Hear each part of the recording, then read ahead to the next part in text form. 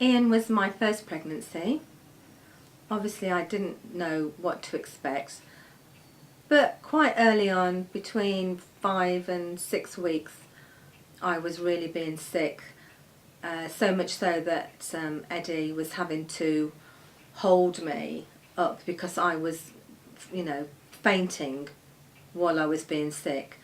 That is why I went to the doctors, and he prescribed the morning sickness drug called Debendox for me.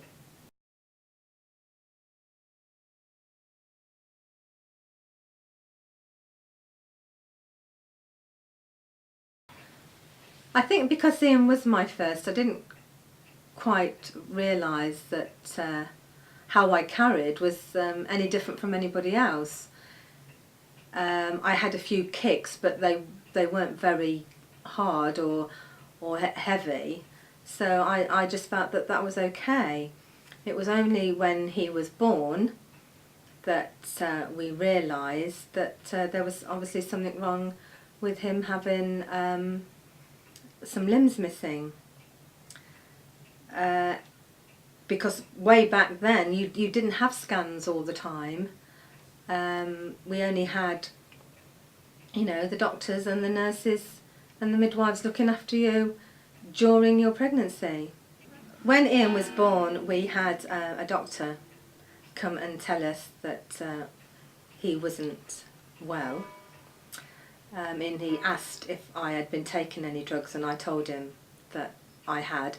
And I was still taking them when I went into hospital to have Ian. So even though I'd come off them, I couldn't stay off them because I was always being so sick.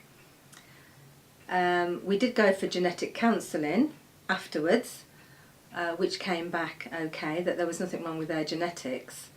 So the doctor said that it was probably down to the morning sickness drug I had taken. Then, we did join the Debendox Action Group, and we went down to London a few times to meetings. It did get very complicated because obviously in America you have to prove that that they are in the wrong and not you. And although that we tried for years and years, in the end you just give up. You just can't go down that road anymore. There was a World in Action programme on Ian. They came up and they filmed him at school and in the home. And they found out that, that it wasn't really all it was cracked up to be. But that's as much as I know really about that. We just went onto the programme. Since having Ian, I've had another 2 sons. Obviously the doctors were very careful, and I only took iron tablets, but that wasn't until I was 6 months pregnant. And I wouldn't advise any woman to take any sickness tablets ever, because it's just not worth it.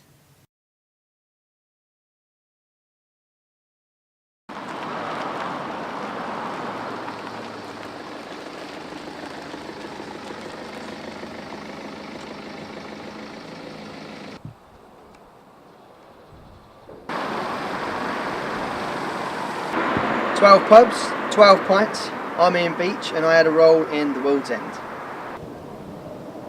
I got the role at the movie The World's End through an agency called Amputees in Action. They had an email from Edgar Wright to get amputees to come along for a casting. They wanted primarily stunt work doing, so went down to that, down in Elstree. Did a few hours there with some of the stunt guys and the other amputees. Luckily got an email back to tell me that I got the job. Once I got the job, it was then fittings, so I had to go down and get prosthetics made and casts from my legs, because the scene they were using me in was with Nick Frost to pull a leg off me during a fight scene in a pub. After they'd done all the casting and the casts of my legs to make the prosthetics for the movie, we then had to go through some stunt work. Eventually the actual fight scene we did was edited out. It wasn't used simply because it was too long for the movie, so I did just wind up literally having my leg pulled off in a pub by Nick Frost. On set it was quite relaxed for me. Had to go in and have a shave every morning, side in the hair, makeup, get into their outfits they give you. A lot of sitting around, if I'm honest with you, eating food, using electricity, talking to a lot of the other supporting artists, as they call themselves. Yeah, it was a bit of a jaunt to get in there, but we stayed in Boreham Wood. The set itself was fantastic. You couldn't tell it was a set. The only giveaway was the fact that it had no roof. Unbelievable, really.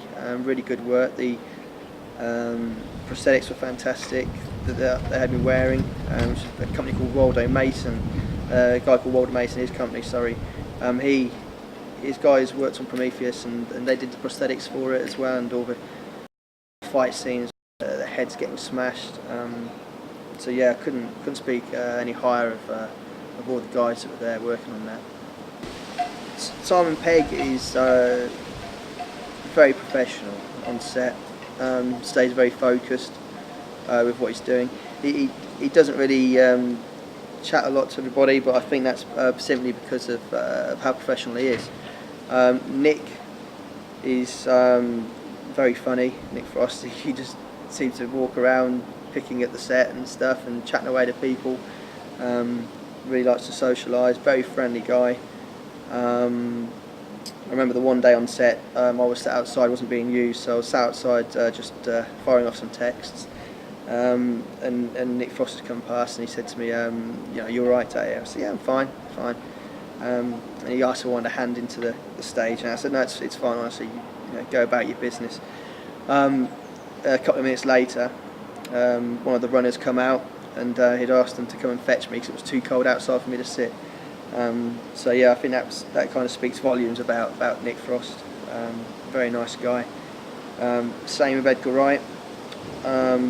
Fantastic to see all three of them as well working together. To meet a few people, Pierce Brosnan, Rosamund Pike. So yeah, really good guys. I've done a few other movies in low budget TV series. I've done Doctors, the TV series, daytime TV series, twice. I've been in that. I had a speaking part in that, which was all right. A little bit nervy because I didn't realise I had to do any speaking until I got there, but that was okay. Done a movie called Lapland, which is a Christmas movie. That was with Stephen Graham, who's in Boardwalk Empire. Again, he was fantastic, very professional as well. Fantastic guy. Another movie as well was with Toby Stephens, The Machine, which comes out this year. Not much to say about the movie really. It was about some sort of gone wrong, but really good again to work with someone like Toby Stephens. So yeah, that's about it so far. When Ian was 6 months old, he had to have his right foot off. He was born without a complete left leg at all, and he'd got a right leg, but the foot was twisted because there was one of the major bones from the knee down to the ankle missing, and so he had to have his foot amputated. And that was in the September. The first Christmas his new legs arrived from Roehampton, where we'd been down to have them done, and they arrived in a little shoebox, and we got quite excited because we thought it was a Christmas present, but actually it was his legs arriving. So we put them on, and it took us ages and ages, but he had some parallel bars and he used to walk up and down, and I think you'll find that he's absolutely incredible now. He can drive a car, he does work, and he's a fantastic human being. Okay, so I've been driving since I was about 17 or 18. I'm that old now, I don't really remember. The car that I have is an automatic.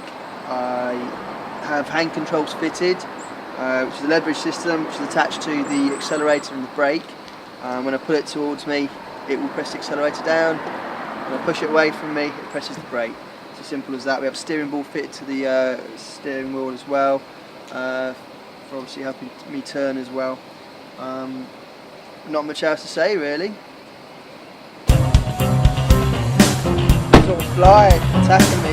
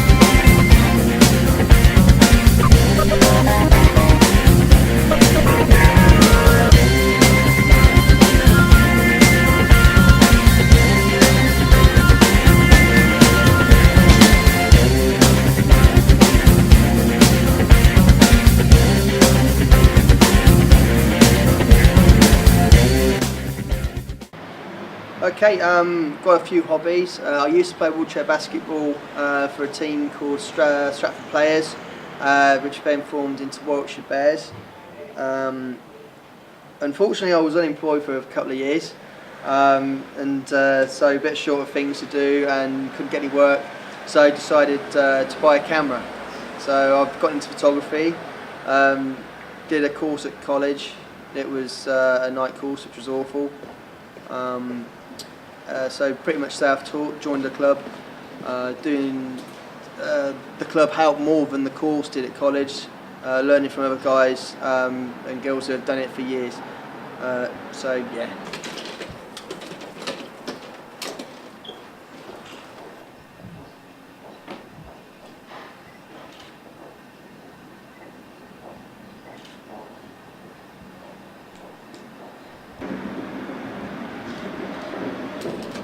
Not much else to take photos of, is there? Right, film me going down the hill then.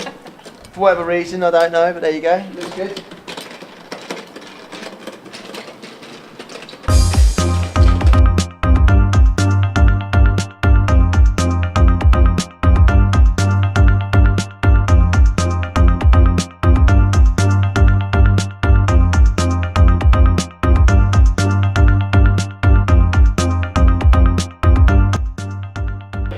Hello, my name is Stuart Beach. It is Sunday the 27th of October. We are at the Bear, okay, celebrating the fact that Neon is moving to Australia to see his beautiful wife and is leaving on Wednesday.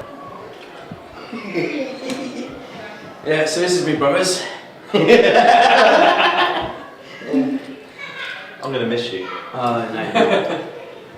I'm Ian. I'm going to miss Neil like a fat kid misses candy.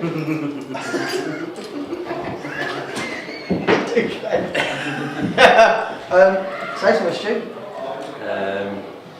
I remember you getting beaten up by Ian. Nah, you don't. Yeah, I do. And when you cracked your head open on the freezer. You weren't even born. Oh, right. I remember that. Oh, I heard about it then. That's my memory. Oh, is it? Yeah. Yeah, we're here today to say goodbye to Neil. Going to Adelaide. Don't know what to say really. Going to miss him a little bit, only a little bit. Got a few fond memories of him. He rode into a pond once before we went to a wedding, all in his page boy gear, on his bicycle straight into a pond.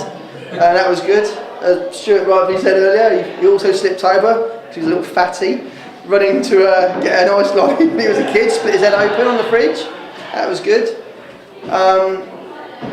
Fond memories of him when he was a lot younger, me teasing him, saying there was dinosaurs outside before we went to school, scaring him. Yeah, I miss him a little bit, I suppose, isn't it? You know, he's a brother, but he's happy. He's going to be moving on to bigger and better things, isn't he, Stu? Yeah. Hopefully, anyway, we'll get some holidays out of it, which is all good. I've got a few fond memories of Ian. When I was a child, we used to play football together.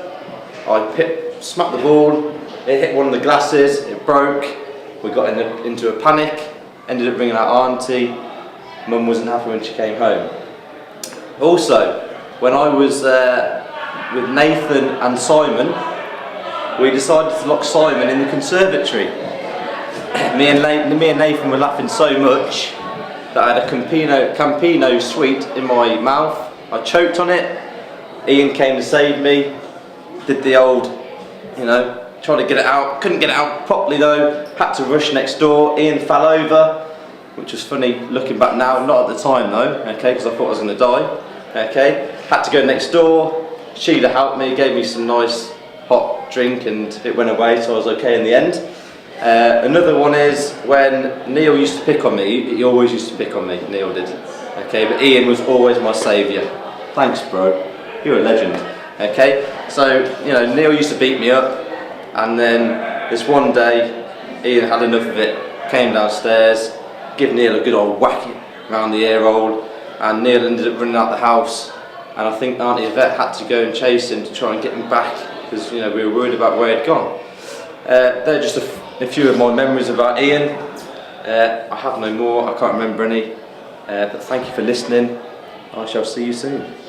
Peace out. Peace out. What do you want to talk about? We're going to talk about something. At the end, listen, right. At the end of the day, How different we all are. we're going to miss Neil, aren't we? No. But he's moving on to bigger and better things. Maybe. And he wants to go there, so we've got to be happy for him, haven't we? Loads of little beaches, little Aussies running around. And you're going back next year to Australia to have Too much money, isn't it? too much money. Yeah. Don't want him anyway. So that's a documentary about Ian and us. That's it.